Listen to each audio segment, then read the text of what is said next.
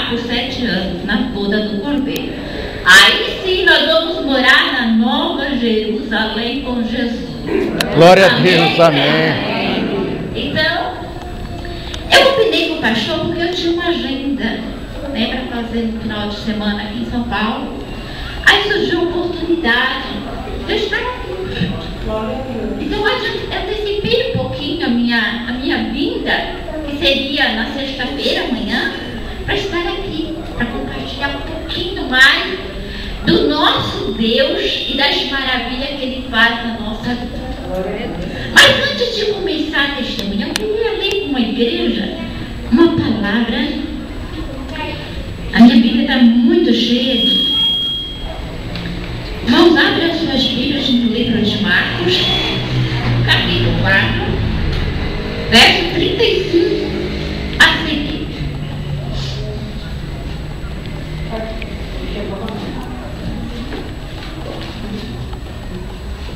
Amém, irmãos?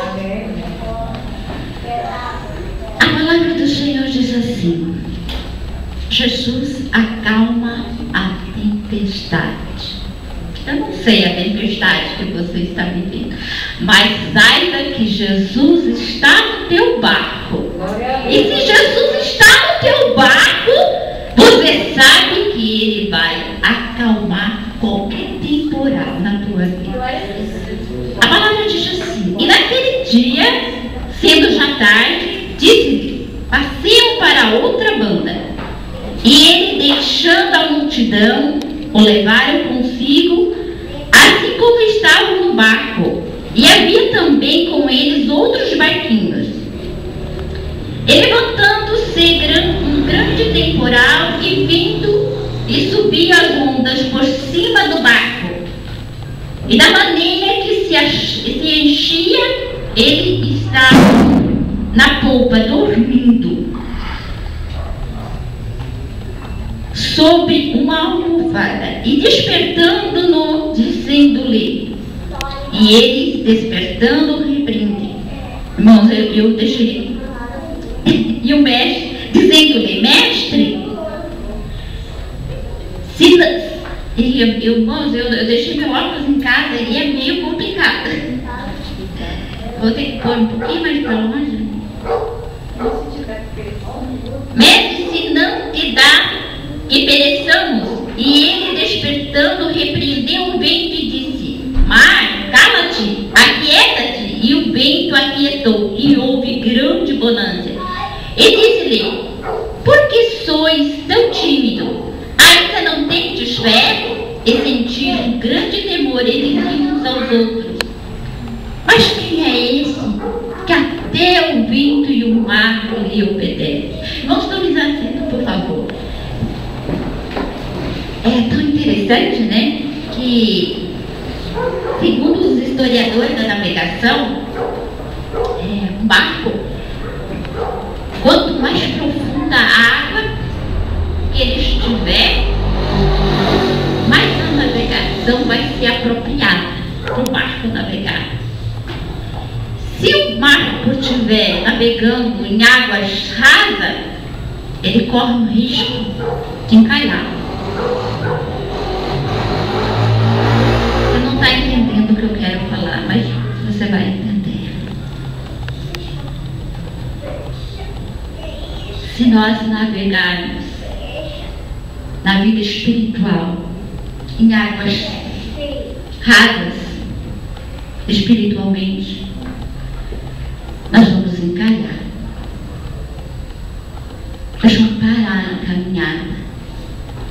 Mas se nós navegarmos profundamente nas águas espirituais, o nosso barco não vai à deriva.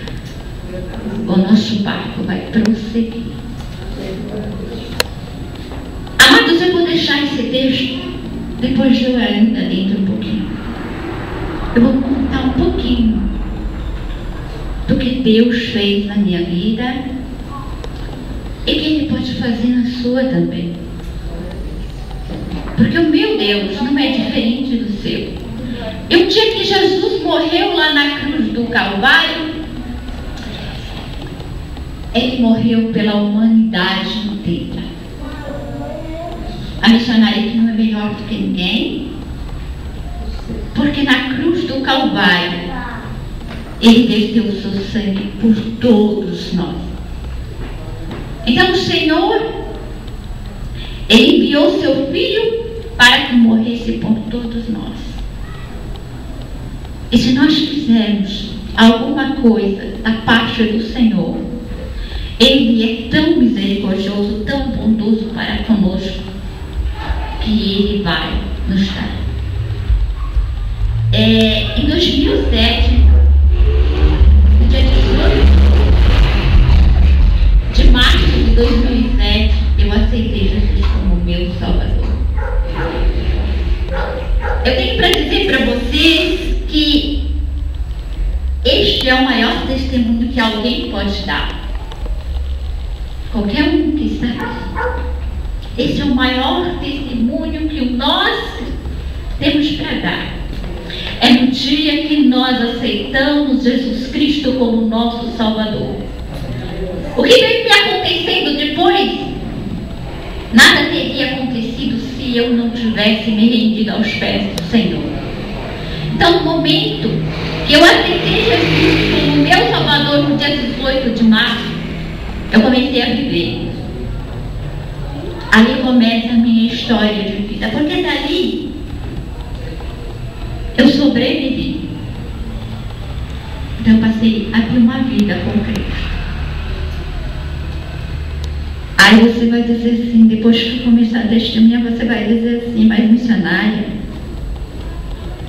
como é que tu começou a passar por tanta ajuda depois de ter vindo para Jesus? Jesus disse assim, pegue a tua cruz e siga-me. Ele disse, no mundo tereis aflições, mas tem de bom ânimo, eu venci o mundo. Se a nossa morada não é aqui, porque nós somos forrasteiros dessa terra, o nosso adversário, ele anda ao nosso derredor, procurando se nos possa tragar. Então nós temos que estar vigilantes, cuidadosos, esperar a volta do Senhor. A volta de Jesus, ela pode acontecer, sei lá, até milhões de anos para frente. Mas no dia que nós tombar dessa terra fria, para nós já é a volta de Jesus, que nós vamos estar descansando no seio de Abraão. Então, nesse dia que eu aceitei Jesus, eu vou ter que reduzir um pouco, porque senão eu vou ficar muito tarde aqui.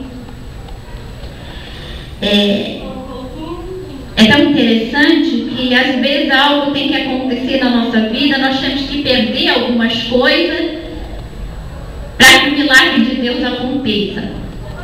Eu tinha uma menina, uma pessoa muito querida, importante, que trabalhava para mim, que era minha amiga, minha companheira. Era uma pessoa muito querida, mas eu vim de uma hierarquia, de uma tradição, que a minha avó veio da África e trouxe tudo consigo, da Umbanda, da Quindobanda e ali por diante. E aos 12 anos de idade, eu fui consagrada pela minha avó para ser a sucessora de tudo aquilo, daquele processo que já vinha de muitas gerações. Então eu daria continuidade, já como que ela estava numa idade avançada, ela de 34 netos, ela escolheu a mim. E porque Deus tem que dar um fim. Às vezes o Senhor tem que quebrar aquilo que vem seguindo de geração em geração. Às vezes na nossa família existe maldições que vem seguindo de geração em geração.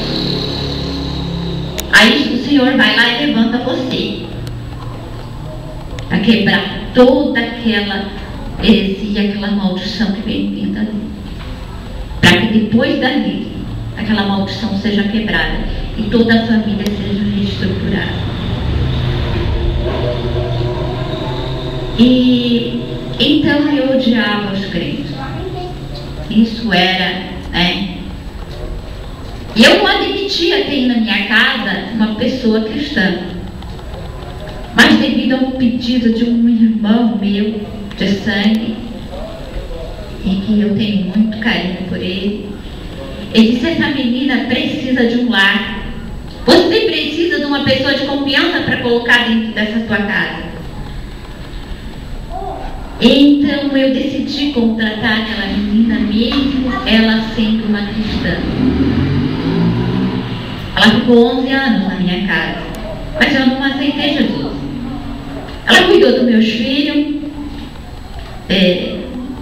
o mais velho nasceu, a responsabilidade dos cuidados dela toda, porque eu era gerente de uma empresa e tinha que trabalhar e voltava das 7 à meia-noite para casa, então ela praticamente foi mãe dos meus filhos.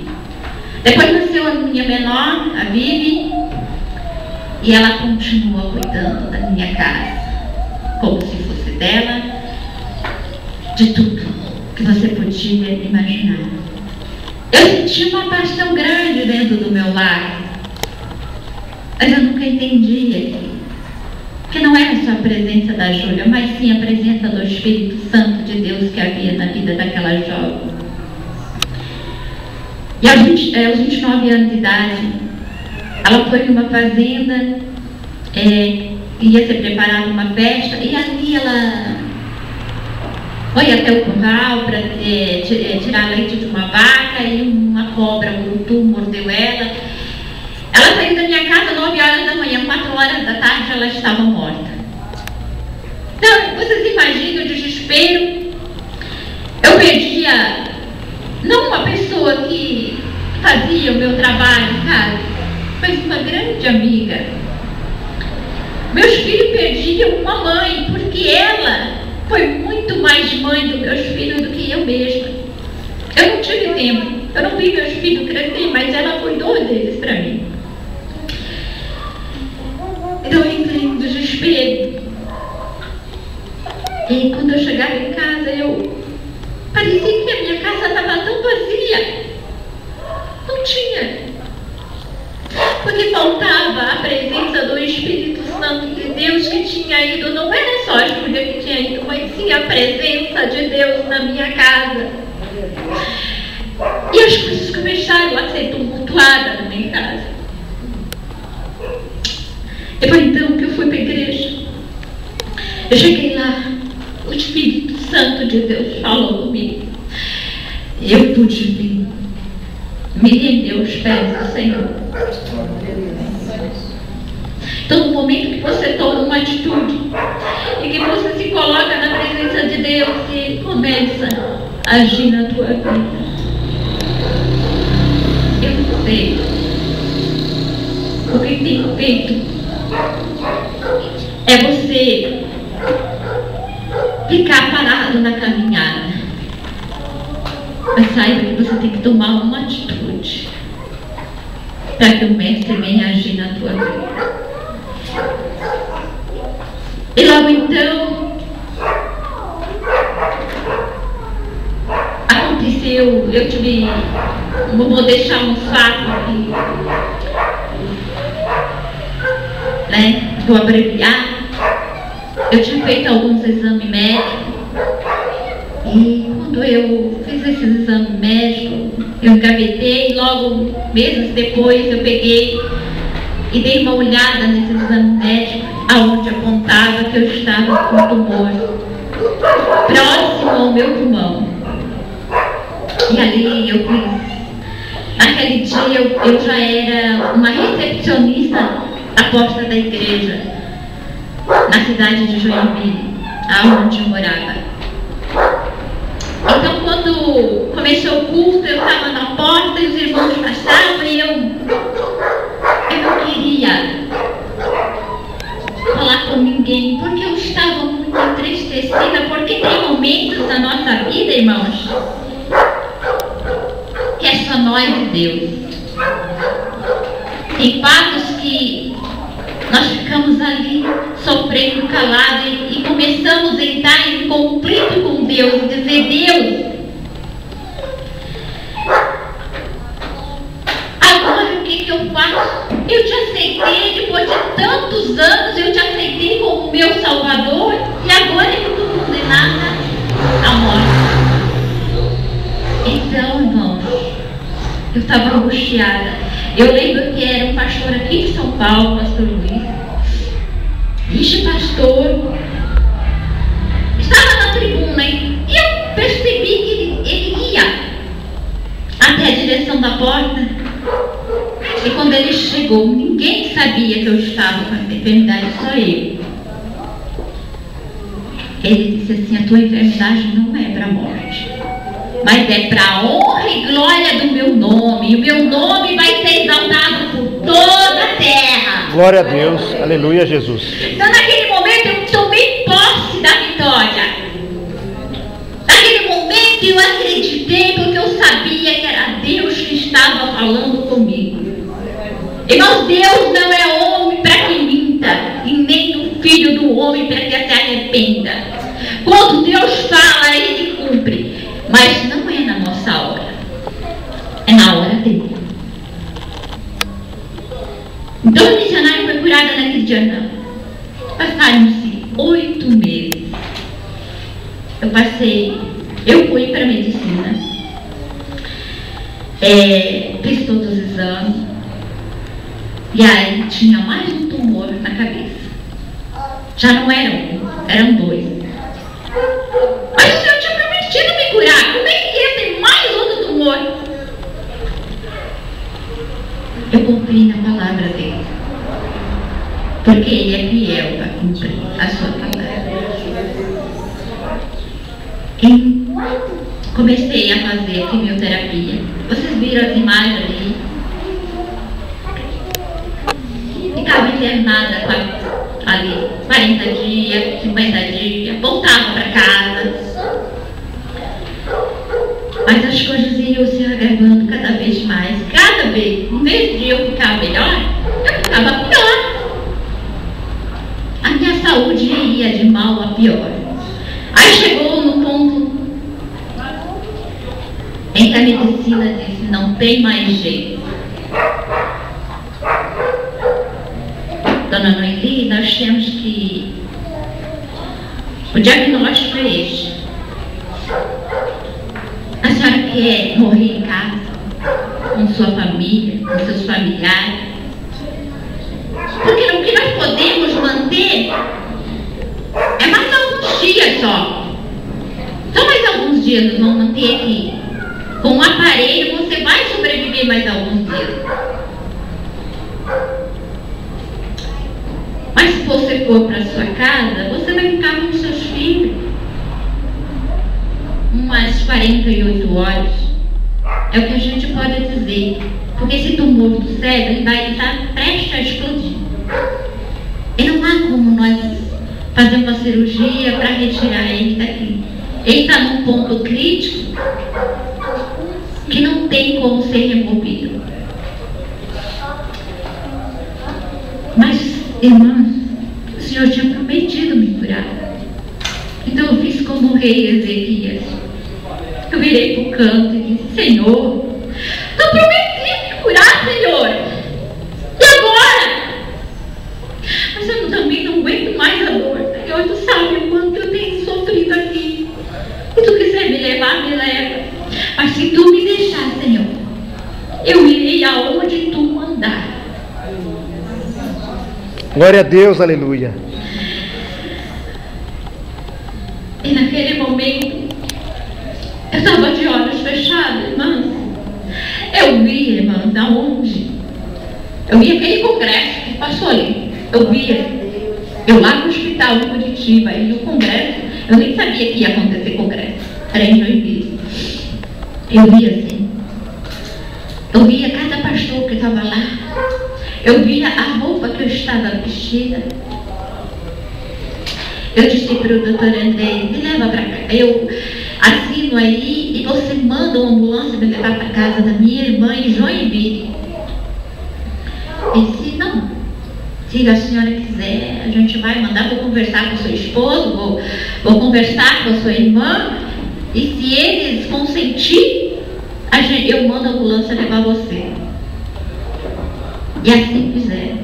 Eu cheguei na casa da minha irmã, ela ficou muito apavorada, porque seria o normal, né? E por volta das 11 horas, meio-dia, meu cunhado chegou em casa. E era interessante que as únicas duas pessoas que acreditavam no milagre eram eu e ele.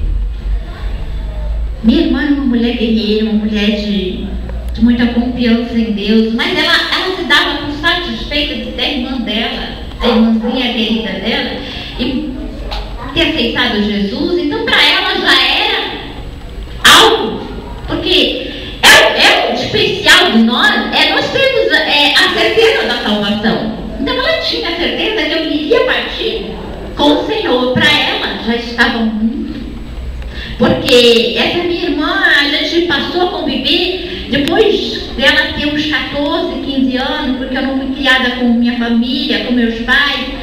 Eu fui conhecer ela, acho que ela tinha 14 anos de idade. E ela já era cristã quando eu conheci ela. Então, quando eu vim para Jesus, para ela era uma alegria enorme ter uma irmã dela nos caminhos do Senhor.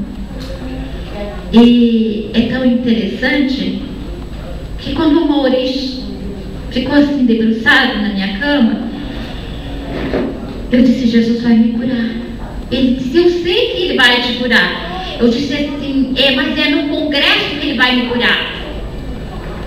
Daí ele disse: o congresso começa hoje. Eu falei: então você me ajuda a chegar lá. E foi uma dificuldade para chegar lá, mas que a gente chegou. Irmãos, a forma que o Senhor me mostrou não foi nem um milímetro diferente.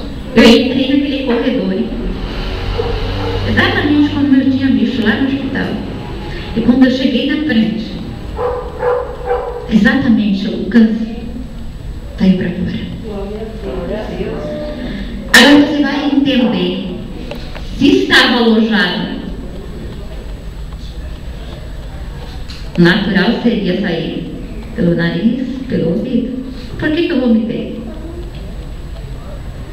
Não existe lógica para a medicina. Já que o nosso Deus é o Deus do impossível. Nosso Deus, ele tem os seus métodos. Ele é Deus.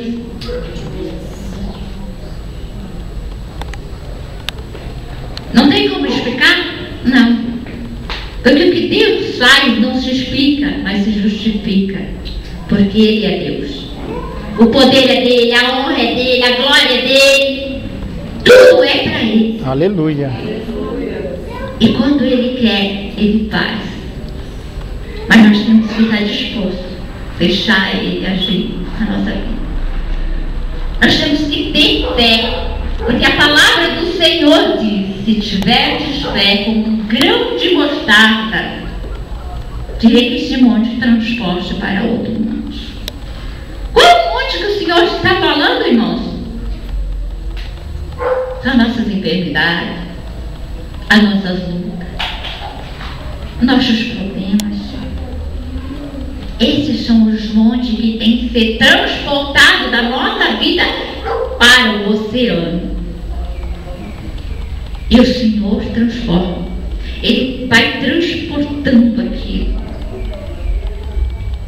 para um oceano, para um mar do esquecimento. Mas nós temos que ter fé.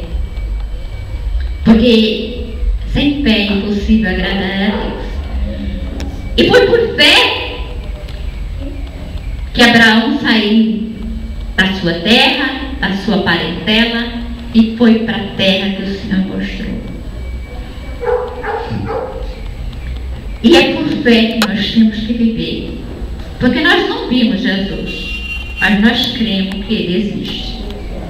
Nós sentimos a presença de Deus. É tão interessante que o Mateus um dia debateu uma história. E ele disse assim: Deus não existe. Jesus Cristo é uma ficção. do povo. Você prova para mim que Deus existe.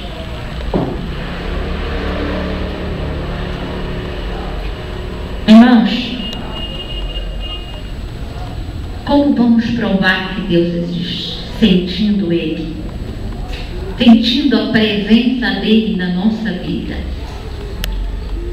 No momento que nós nos ajoelhamos, nos prostramos, nós sentimos a presença do Pai quando nós começamos a falar com Ele.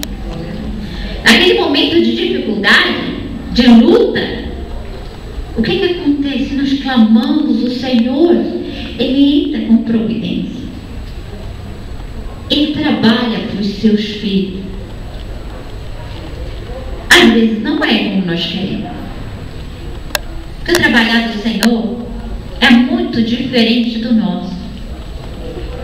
Às vezes nós queremos que as coisas sejam a nossa maneira. Então nós pedimos, Deus, eu quero assim. Mas nós não sabemos o que é melhor para nós. Nossos filhos sabem o que é melhor para eles? Não, somos nós que sabemos o que é melhor. Se Deus não te deu, é porque Ele sabe o que é melhor para ti. E o que o Deus tem para ti é muito melhor. Porque o nosso Pai sabe dar coisas boas para nós. Qual é um de nós que somos pais? Não sabemos dar coisas boas para nossos filhos? Quanto mais o nosso Pai Celestial.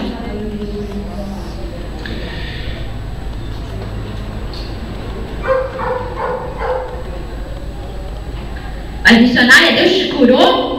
Amém, glória a Deus, aleluia. E aí você saiu testemunhando para todos os cantos da terra. Verdade. E faço isso até hoje. Aí, enquanto eu tiver fôlego de vida, Satanás já tentou muitas vezes calar minha voz, mas ele não vai conseguir. Enquanto eu estiver disposta a fazer a vontade de Deus, ele nunca vai calar minha voz. Porque o dono da vida é o Senhor. Aí vem uma história meio complicada.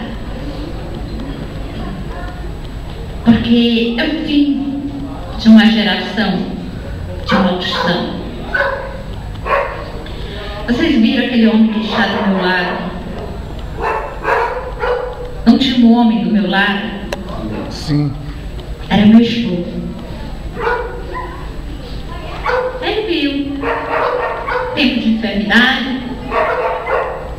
Ele viu o Senhor me curar. Ele estava o tempo todo ao meu lado.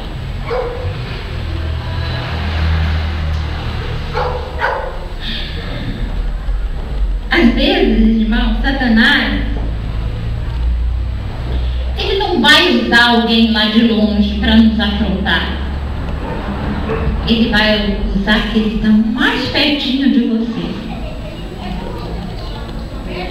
Não são os de longe que vai tentar te derrubar, não. Ele vai usar aquele que deu brecha para ele. Vai falar assim, missionária, mas ele viu o Senhor te curar, ele não... Por que ele fez o que ele fez com a missionária? Irmãos, Judas, eu levei tempo eu sofri muito nessa questão. Eu dizia, Deus, eu não entendo isso, Deus. Sabe aquele conflito que você entra com o Senhor? Deus, eu não entendo isso. Judas andava com Jesus. Judas sabia que Jesus era o Filho de Deus. Judas tinha certeza que Jesus era o Filho de Deus. Mas quando nós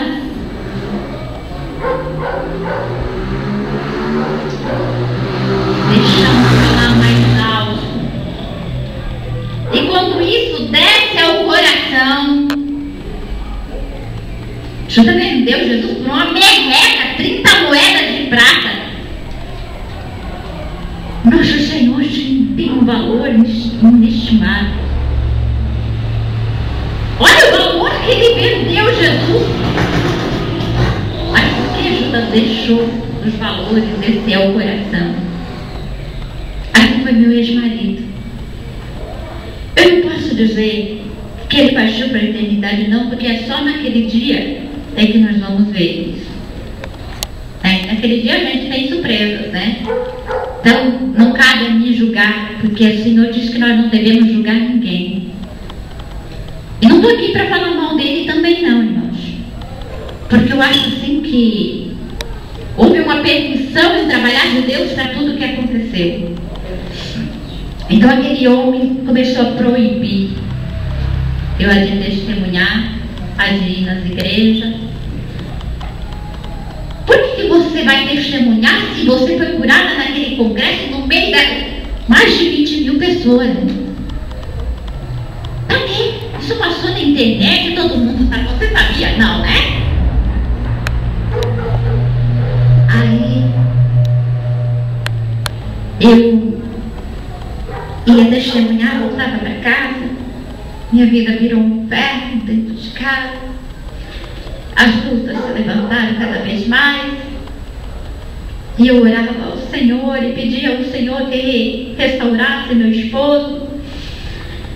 Madrugadas inteiras eu ficava dizendo: Deus, restaura, transforma, Senhor, Tu tem poder de me curar, Tu tem poder. Mas, irmãos, muitas vezes você vai orar para Deus modificar alguém, para Deus transformar alguém, até mesmo você. Deus só vai agir se eu querer a transformação. Se aquela pessoa que você está orando quer a transformação, se ela quiser, Deus faz ela um vaso novo. Deus pega lá da lama e faz um grande vaso para a honra e glória do nome dele. Agora, se não acontecer mudança, irmãos, deixa na mão do Senhor. Porque aquela pessoa tem que buscar. Quando você dobra o joelho, você diz: Senhor, me transforma, me modifica. Senhor, eu errei ali. Senhor, eu sou falho nessa situação. O Senhor vai começando a moldar você, começando a transformar. Porque nós viemos do mundo cheio de imperfeições. Então o Senhor começa o processo de mudança na nossa vida. E aí, irmãos, eu acabei descobrindo quem ele realmente era. Era envolvido com uma quadrilha. Ele estava na igreja, irmãos. Ele era tesoureiro na igreja. Irmãos. Mas nem tudo que diz Senhor, Senhor entrará no reino do céu. Então, eu pedi a separação, nós nos separamos, ele saiu de casa, eu dei entrada na separação, eu continuei meu ministério. Eu dirigi um culto nas quinta-feira à tarde, no tempo sede da Assembleia de Deus de Joinville. Tinha minha programação normal na TV Esperança. E continuava pegando alma até que o dia que o oficial da justiça foi entregar a folha para ele, marcando a audiência da separação, que seria 3 meses após. Aquela noite eu estava chegando por volta de 1h da manhã, abri o portão, coloquei meu carro na garagem e depois fechei. Quando eu estava abrindo a porta da casa, eu senti que alguém pegava no pescoço. E aí ele disse: eu só quero conversar com você. Então, nós saímos pela rua, porque eu estava morando, a minha casa era no final da rua. Ele tinha deixado o carro dele numa avenida. Nós fomos até aquela avenida por volta de, acho que era 2 horas da manhã.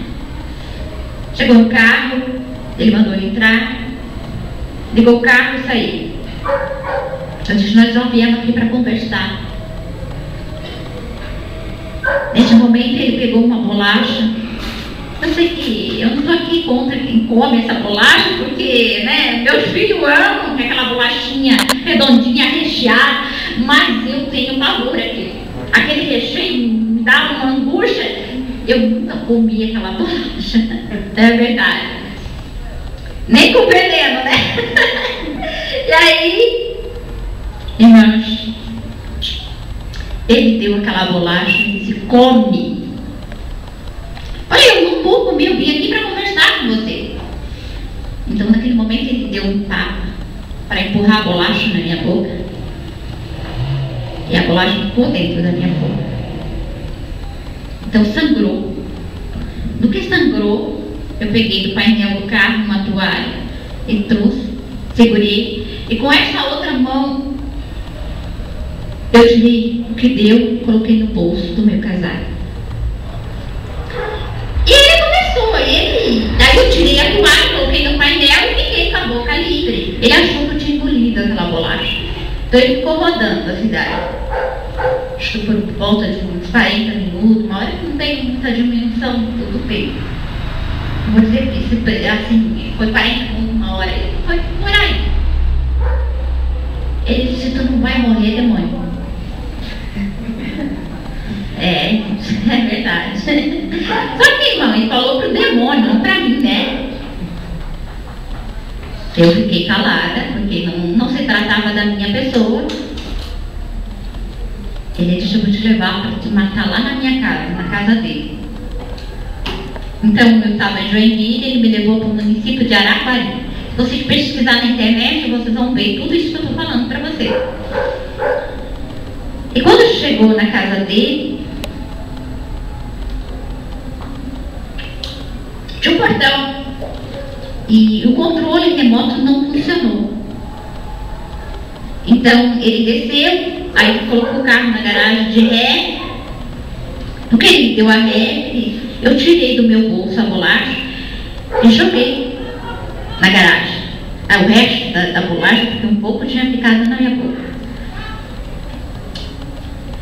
E aí entrou para dentro de casa, ele me espancou, quebrou minha perna, os pastores e a pastora viram a minha perna, onde tem as marcas.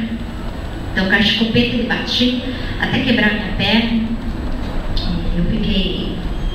Depois o pastor pode escanear aquela foto da imagem, como eu fiquei, os irmãos ver a situação que eu fiquei. Eu apanhei muito dele ali. Em muitos momentos eu dizia assim, baby, não me mata, pelo amor de Deus, eu tenho 2 filhos. Aí ele disse, não, mas os teus filhos têm pai. Essas coisas que ele falava para mim. Mas no momento que eu disse para ele não me matar, ele disse que os meus filhos tinham pai. Eu falei, pelo amor de Deus. Ele disse, olha, não fala esse nome porque Deus não existe. Então naquele momento, irmãos, quando a pessoa diz Deus não existe, e eu disse, Deus, eu sei que tu existe, tu me curou do câncer, Senhor. Glória a Deus. Me tira daqui, Senhor. Me tira daqui, Jesus. Porque naquele momento é como o salmista Davi disse, eleve meus olhos para de onde me virá o socorro, porque o socorro vem do Senhor que fez o céu e a terra. Irmãos, eu estava num banheiro ali, caída, com a perna quebrada, um pitbull ali. Havia um pitbull ali na porta do banheiro. Então ele estava aguardando eu morrer pelo veneno da tal bolacha. Aí o sócio dele chegou e aí os dois combinando. E aí a gente começa a descobrir tudo, né? Aí descobri que havia por trás de toda essa situação um seguro de vida no valor de R$800 mil. Aí, porque nas imagens você pode ver que aquele homem que está do meu lado, ele não está feliz. É a única pessoa que não ficou feliz quando Deus me curou.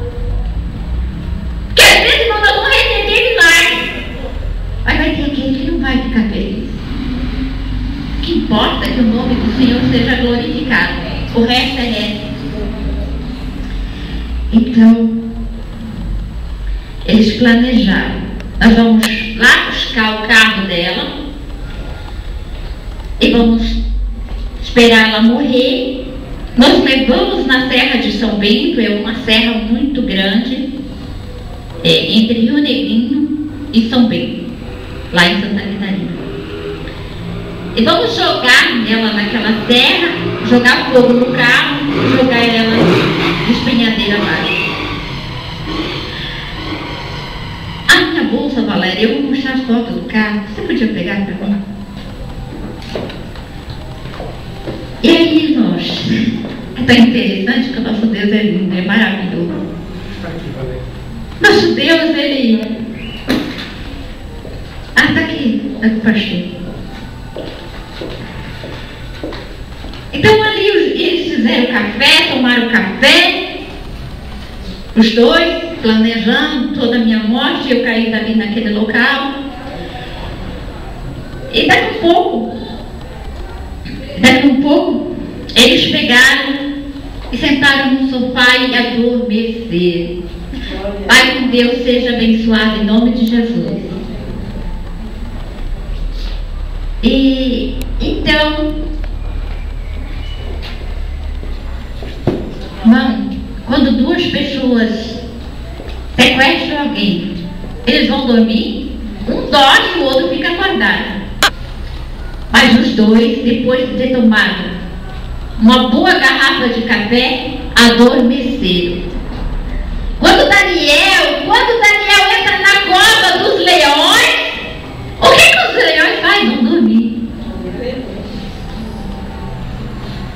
Esse é o Deus que nós servimos, irmão. E aí o que acontece? Aquele pitbull, olha aqui, dá uma olhadinha só no meu rosto como estava deformado. Aquele pitbull que estava ali começou a lamber meu rosto, começou a me lamber. E o que aconteceu? Eu peguei e comecei a me abraçar nele, naquele animal feroz ali. E eu disse para ele: me leva para fora, me leva para fora. E a porta dos fundos que dava acesso ao caminho dele, eu fui abraçada, ele foi me puxando, porque minha perna estava quebrada. Então, quando chegamos lá, ele foi até o lado do canil dele, e ali do lado do canil dele, eu com essa perna apoiei em cima dele. O pitbull já, qualquer animal domesticado não permite que você pise em cima dele. Pode ser um animal de estimação mais dócil, não vai permitir você pisar em cima dele. Ele ficou paradinho, irmãos. Então eu pisei em cima daquele animal, era enorme, me joguei para o outro lado do muro. Irmão José Bonifácio, o nome dele. Ele passou uma noite, o vizinho do lado, ouvindo gemido.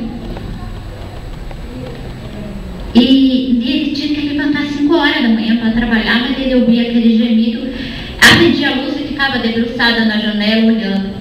De repente, quando ele me viu caindo do outro lado do muro, ele corre, me pega no colo, me traz para dentro da casa dele. E eu disse para ele: foi meu ex-marido, ele está ali, é um morador dessa casa do lado, chama a polícia. E assim ele fez. Mas antes disso, ele foi lá no quarto e chamou a esposa dele que estava dormindo. Irmãos, é tão interessante que nestes momentos de luta, de aflição da nossa vida, é onde o Senhor mais se faz presente na nossa vida. Ele mostra a presença dele na nossa vida. Então, naquele momento que ele chamou a esposa, a irmã Rosália, ela chega e me abraça. Como é que eu ia esperar que eu ia ser socorrido por alguns servos do Senhor? Então ela me abraça e começa a orar, põe a mão na minha cabeça e começa a orar. E eu me agarrei nela e comecei a chorar. Falei: anjo do Senhor, irmã, eu sou crente, eu sou a missionária da igreja, irmã. chama a polícia, meu ex-marido me sequestrou. Então aí o irmão José Bonifácio ligou para a polícia. E a polícia chegou, meu ex-marido não conseguiu fugir, o sócio dele já tinha pegado o carro, já tinha acordado, saiu, mas o meu ex-marido, né, a polícia prendeu ele. E aí a Polícia Federal desvendou todo aquele processo que é público, que eu creio que muitos de vocês ouviram falar pela rede de televisão sobre falsificação de bebida em Santa Catarina, Paraná, Rio de Janeiro. Ele fazia parte dessa quadrilha. O Jornal Nacional também falou sobre a mulher que foi acorrentada no carro. Essa mulher sou eu. Então ele foi preso, mas o sócio dele não foi. Mesmo que a Polícia Federal me tirou para Foz do Iguaçu, e lá eu permaneci por 45 dias, eu voltei por conta própria, sem avisar a Polícia Federal que eu estava voltando. Porque eu tinha deixado minha casa, tudo. Eu falei, não é justo eu deixar abandonar tudo na minha vida. Eu vou voltar para minha casa. Peguei meu carro e voltei. E naquele mesmo dia que eu voltei, eu tinha uma programação de rádio na 107, em Joinville. Eu não fui para a rádio. Estava em cima da hora do meu programa de rádio. Fui fazer meu programa, dos irmãos se admirarem. Missionário, isso aqui. Falei que já fui falar ao vivo, né? Chegou no ouvido do sócio. À noite eu fui para a igreja, numa igreja testemunhar, numa igreja de Joinville. E quando eu cheguei em casa de volta, vim mais um amigo meu, um irmão que tinha levado para louvar o Senhor, eu ia testemunhar, ele ia louvar. Aí ele voltou, e sempre quando tinha alguém que dirigia meu carro, irmão, eu preferia sempre que, né, alguém dirigisse. Não vou contar o defeito. Sempre fui uma péssima motorista, perdi minha carteira por isso, não tenho vergonha de falar, né? Então era por isso que eles estavam tramando, irmãos, que eu ia morrer naquela terra, porque como eu dirigia muito mal, não sei como que tinham me dado a carteira, né? Então eles achavam assim, vai ser um acidente normal. E ele receberia o seguro de 800 mil reais. A Satanás, ele faz tudo perfeito. Satanás, ele ama assim uma perfeição que dá inveja. Só que o fechamento da história é Deus que dá. Ele nunca soube finalizar nenhuma história. Você pode ver que a história é perfeita. Porque ele era um anjo de luz, um anjo perfeito, um anjo inteligente do céu. Só que ele não era Deus. Ele tem só um defeito. Ele não é Deus e nunca vai ser Deus. Aleluia. Aí o que aconteceu? Cheguei em casa mais uma vez. Eu estava na mão dos meus inimigos. E era justo. Rebuscou a minha casa, ele queria uns documentos que eu havia queimado. E aqui, nesse jornal, diz que pedreiro no banco dos réus. Pedreiro não era o Adilson, era o Sérgio Balduino. Sérgio era um matador de aluguel, sabe? Aqueles homens que matam as pessoas por valores financeiros. Pelo que eu sei da história, ele matava uma pessoa por 1.000 e 1.500 reais. Ele ceifava a vida de uma pessoa com veneno ou com enforcado, porque eles nunca deixavam vestígio. Sempre agiram de forma não se complicar. Se a pessoa morreu envenenada, ela morre de um infarto. Só se passa um um exame mais apropriado, a família solicite, e aí sim tenha um diagnóstico e a pessoa morre envenenada. Senão, normalmente, as características vêm sempre de um derrame, de um infarto. A pessoa infartou, morreu, foi. Se a pessoa se enforcou,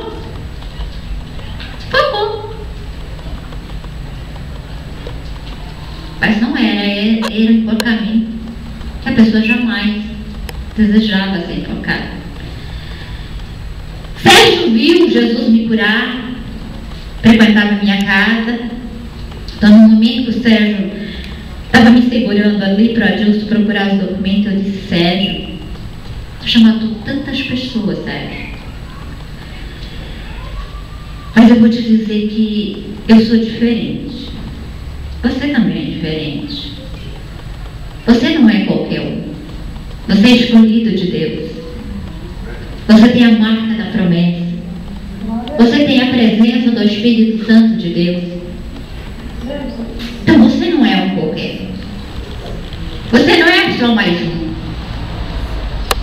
Você é imagem e semelhança de Deus.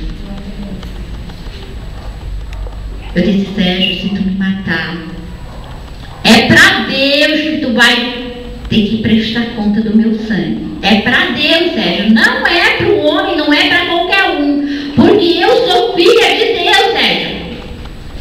Então o Sérgio já ficou assim bastante apreensivo naquele momento. Aí eu disse: tu não liga para ele, para ela, tu não acredita no que ela está fazendo. Ela é psicóloga, ela está fazendo uma lavagem cerebral aí na tua mente. Não vai atrás dessa mulher. Tu não vê que ela tem demônio no corpo? Olha que ela sobreviveu do câncer. Desde quando o demônio cura câncer? Não é verdade? Apesar que Satanás, ele faz sinais e prodígios de maravilha. Satanás faz. Nesses últimos dias ele vai fazer.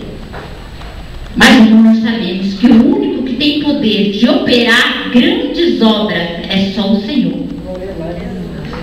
Satanás, ele pode, os milagres dele são falsos. Porque o único verdadeiro é Deus. Porque Satanás, ele vem matar, roubar e destruir todos nós. E a nos enganar.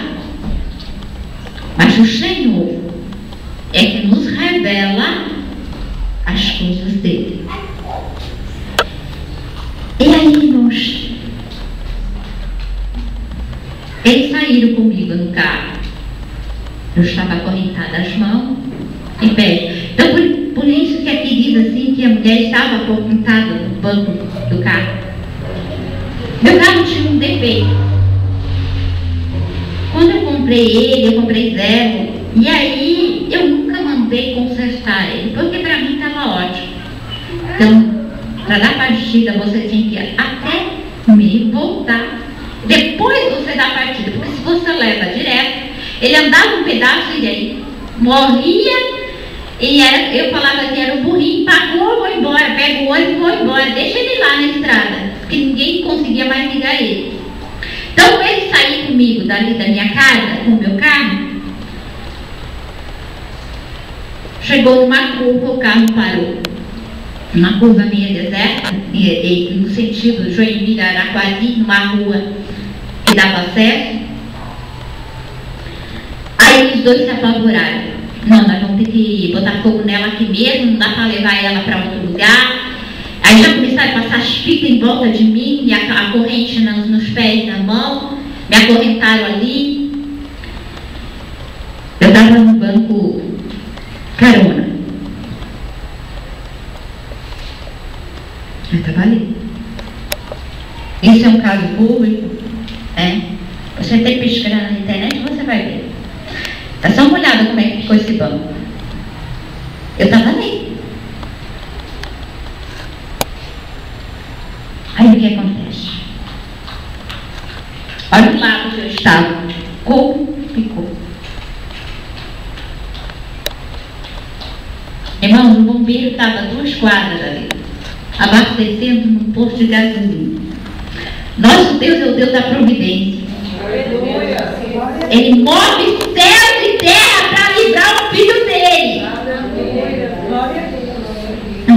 vai morrer no deserto, não. Deserto não é cemitério de você, não. Cemitério não foi feito para você morrer. O deserto não foi feito para ser cemitério teu. Para você ser sepultado lá, não, meu irmão. Você vai passar. Você vai passar pelo mar vermelho. Você vai alcançar a vitória. Porque isso foi o Senhor que prometeu. E se o Senhor prometeu, Ele vai cumprir.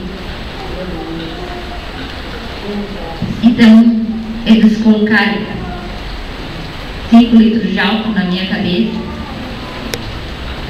Mas no momento o Adilson disse assim: Sérgio, coloca fogo nela. Aí o servo, desculpa, jogou no banco de trás. Mas eu senti calor. Eu não quero ir para o inferno de jeito nenhum, irmãos. Eu senti o calor do fogo da terra. Irmão, não é nada fácil, é angustiante. Você imagina o inferno. Então, irmão, cada dia que passa, você tem que estar mais preparado ainda para não cruzar muito longe de lá. Porque o calor do fogo daqui, você dentro do carro fechado e o fogo pegando, a fumaça, ela traz uma sensação de desespero. Então naquele momento eu também não podia gritar, porque minha boca estava envolta aqui. Eu dizia: Deus, tira daqui. Era só o que eu podia dizer. Deus, me tira daqui.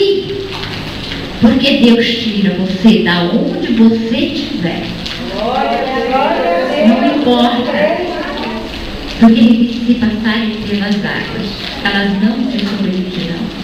Se passares pelo fogo, Ele não vai te queimar. Irmão, meu cabelo estava começando a crescer, né? Pois eu tinha perdido todo o cabelo com aqui. Meu cabelo estava começando a crescer. Tinha perdido. Aí meu cabelo começou a crescer. Aí veio o fogo e chamusca. Não queima. Ele encolhe o cabelo. Como é que você explica uma mulher embanhada de álcool? O álcool é uma coisa que o fogo vai logo pegando. O jornal diz, irmão, o jornal diz que queimou minha mão e meus pés, mas não queimou. Está aqui, posso provar. Porque, irmão, a bota, eu estava com uma bota, então ela enroscou a bota. Meu cabelo, vocês viram. Nesse braço tem aqui assim a marca do anel da corrente. Porque Deus sempre Ele deixa algum vestígio para mostrar o poder dele, para mostrar o que realmente aconteceu.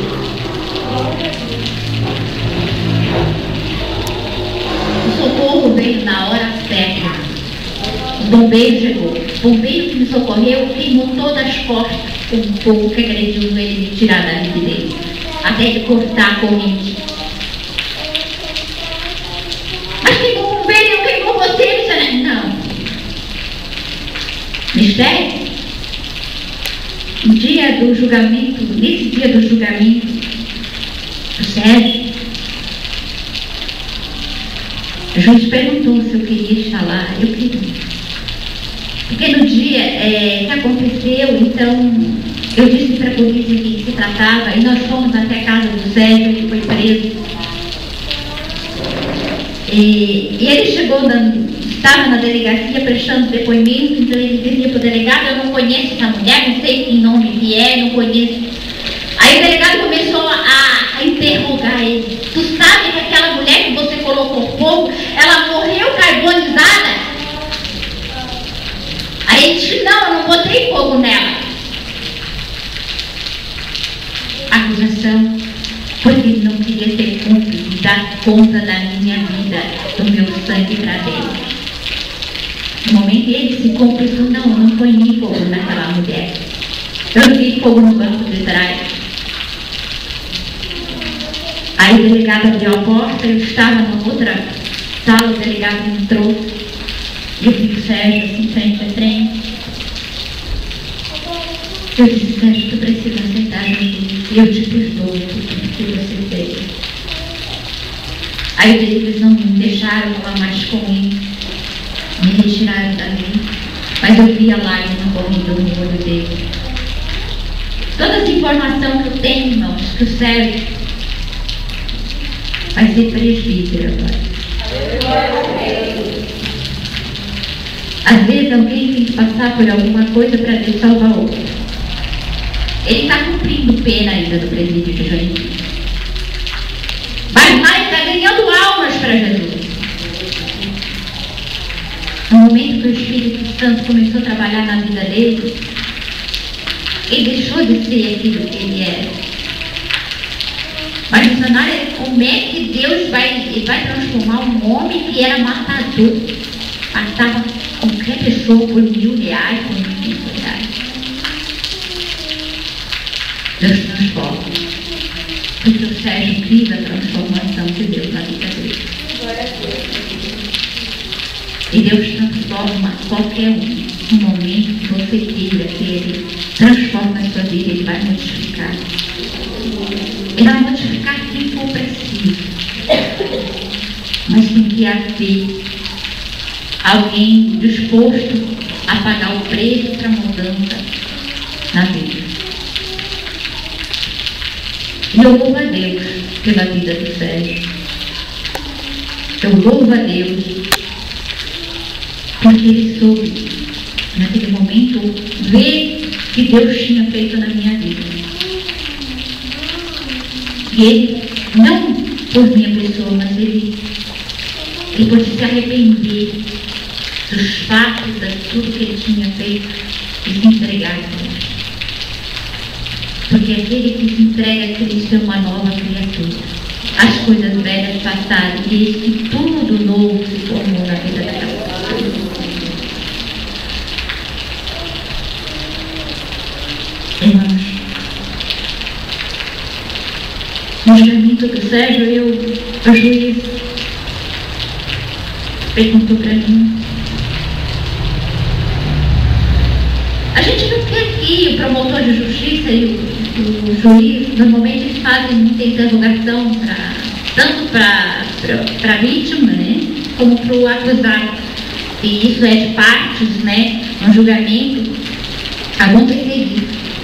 O promotor disse assim: eu não estou aqui para contestar nada o que a senhora passou, porque é um ato verídico, né? Tem policiais, bombeiro, existe toda, né, uma estrutura de confirmação. Que a senhora é especial, a gente já sabe. Agora, eu quero entender o ministério. É que o povo não quer mais a senhora lá dentro daquele carro. Aí, irmãos, eu pude abrir a palavra do Senhor e dizer para eles, no julgamento. Eu disse aqui no livro de Daniel, lá atrás, antes de Jesus, existia um homem cujo orava ao Senhor. E existia três jovens. Quando o rei levanta aquela escultura para que o povo adore no seu reinado, no meio a uma multidão, apenas 3 não se prostrou. Só 3 adoravam Deus. E eles foram lançados numa fornalha. Mas, de curiosidade, o rei não viu 3 pessoas, ele via 4 passeando no meio da fornalha. Naquele carro, o fogo não me queimou, mesmo, por uma questão que eu não estava sozinha. Porque o Senhor protege os filhos dele. Não é porque eu mereça. Mas o meu Deus disse que por ser tão especial, mesmo que o Senhor é tão especial para ele, que assim como Ele me livra, Ele livra você também. E ali eu pude falar do amor de Jesus, irmão, no julgamento, para muitas pessoas. Qual é o juiz, qual é o promotor que vai receber você lá para falar do amor de Jesus? Não, era um silêncio total. Ninguém mandou eu calar. Eu falei o que eu quis falar da palavra de Deus. O resultado disso tudo, o delegado, Dr. Mário, aceitou Jesus como Salvador. Porque ele filmou todo o processo de eu ir lá, porque você sair com o pitbull, né? Cair do outro lado, ele filmou tudo onde o sangue meu ficou caído. Depois ele me ouviu. Depois do processo do carro, ele disse assim, ele namorava com uma filha do pastor. Ele é delegado da Procuradoria-Geral da República de Joinville. Ainda é. Ele disse assim para mim, eu falei para o pastor Daniel, quando você foi curada naquele congresso, o pastor me contou que a senhora tinha sido curada naquele congresso, e eu disse que eu não acreditava em milagre. Ele disse, o dia que eu ver o milagre com meus olhos, aí eu sou crente. Glória a Deus, né, irmão? Aí, irmão, quando o doutor Mário começou a conversar comigo, todos os fatos se juntaram, ele me leva para a procuradoria, e lá, eu falando para ele, testemunhando para ele, eu não sabia que ele tinha ido lá no cativeiro e filmado. Então, cada vez que eu falava, ele estava olhando as imagens para ver se fechava. Aí ele olhou para mim e disse assim, você pode orar por mim aqui agora? Porque eu vejo que você é um milagre de Deus. E glória a Deus, aleluia. Aleluia, Jesus. E ele é uma autoridade que pode levar a palavra de Deus no meio daqueles fatos. Que nós não podemos. Mas o Senhor tem os seus métodos, nos dá o dele. Nós temos que passar por situações, às vezes, que nós não queríamos passar. Mas o Senhor permite, porque Ele dá a carga conforme a nossa estrutura, porque Ele conhece a nossa estrutura. Ele sabe o que nós podemos suportar. Às vezes a tua luta não é tão grande quanto a minha. Mas seja qual for, coloque na presença de Deus. Senhor, intercede o meu favor. Não há nada que Deus não possa fazer na tua vida. Amém. Porque Ele é Deus do impossível. O nosso Deus é tão interessante que lá no barco, quando Jesus estava lá no barco, né? Todos os discípulos estavam lá. Mas o barco estava perecendo. Às vezes, irmão, isso vai na igreja. Mas o nosso barco está afundando. Ninguém é maior do que o nosso mestre. Mas o nosso mestre está no barco, irmão. Como é que tu vai deixar o teu barco afundar? Se Jesus está lá no barco com você, não há temporal, porque Ele tem poder para dizer, quieta te chamar. Cala-te. Ele tem poder para isso. Quando tu estiveres passando por tantos momentos de necessidade, lembra que você não está só, mas que o mestre dorme na polpa do barco. Abra teu joelho. Mestre, socorro! Tem poder. Teu barco nunca vai afundar. É tão ler a palavra de Deus, eu gosto muito de Deus. Nós vemos tantas passagens da Bíblia Sagrada, tantos trechos. É tão importante quando nós vemos o que Deus faz, mas Ele ainda faz hoje. De repente, você está desempregado. Vai à luta que o Senhor é contigo. O Senhor é fiel. Ele abre porta aonde não tem porta. Se não for porta que for preciso, Ele abre a janela do céu para derramar suas bênçãos sobre a vida de cada um. Porque o Senhor é fiel. O que eu quero dizer para vocês, que não importa o que vocês vão passar, mas permaneça até o fim. Porque a palavra diz que aquele que perseverar até o fim será salvo. Eu acho que eu já fui muito além. E eu vou voltar aqui mais vezes. Vai contar mais testemunho. Porque o Deus do impossível continua operando. E como eu quero ouvir também, vocês testemunhando. Quando vocês for no hospital, se alguém estiver com câncer, ou mesmo na família, você pode chegar e olhar para aquela pessoa e dizer assim: Deus cura. Deus cura. Tenha fé que Deus cura e Deus vai curar. Você for visitar um amigo e ele estiver passando por dificuldades, seja qual for, não existe problema grande nem pequeno para o Senhor. Ele resolve tudo mesmo. Ele vai entrar com providência na vida. Ele vai sempre fazer o melhor para você.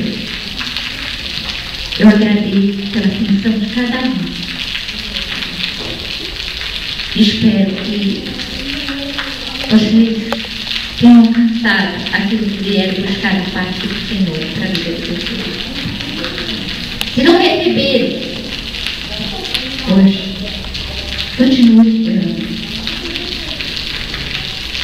A palavra do Senhor nos diz assim, lá em Jeremias 29:3, diz assim: buscai o Senhor, invocai o seu nome, busca. Ah, mas eu não estou precisando de nada. Não tem problema não, está buscando. Tenha reserva com Deus, porque no dia da tua adversidade você está com reserva. Se você tem reserva, Ele vai entrar com providência na vida. Ele vai resolver todos os problemas para ti. E aquilo que Ele não resolver, você já sabe que você vai ter que suportar. Pega a tua cruz e siga o Mestre, porque Ele é contigo. Seu descanso não é aqui, mas é na Nova Jerusalém. É lá você vai descansar. Não perca as esperanças. Não reclame, mas o adore. Porque se você o adorar, o céu vai, no momento que o Senhor recebe a tua adoração, o céu vai se mover a seu favor. Obrigado, irmão. Que Deus abençoe cada um, cada coração, a cada vida. Que o Espírito Santo de Deus, essa casa aqui, não vai ter lugar para as pessoas que vão estar aqui. Porque vocês são soldados, alistados para trazer mais um. Vocês vão ver o que Deus vai fazer na vida de vocês. Eu quero voltar aqui. Não ter lugar para trazer as pessoas aqui. Porque é isso que vai acontecer. E que almas e que vida possam ganhar a oportunidade que vocês têm que estar aqui. com permissão do pastor, eu queria fazer uma pergunta. Tem alguém aqui que ainda não entregou a sua vida para Jesus? Que deseja entregar a sua vida para Jesus? Tem alguém aqui que está parado no caminho? Por alguma razão parou no caminho, mas que queira hoje se reconciliar com o Senhor? A palavra diz que há uma festa no céu quando o pecador se arrepende. Eu creio que todos aqui são cristãos, são filhos de Deus. Pelo que vejo, né? Eu louvo a Deus por cada um de vocês. Eu vou entregar para o pastor, no final do culto. Deus abençoe esse casal. Eu sempre vou estar orando por vocês dois. E conte comigo. Deus abençoe. Obrigada. Ore por mim. Eu parei. Eu vou estar lembrando cada rosto nas minhas orações.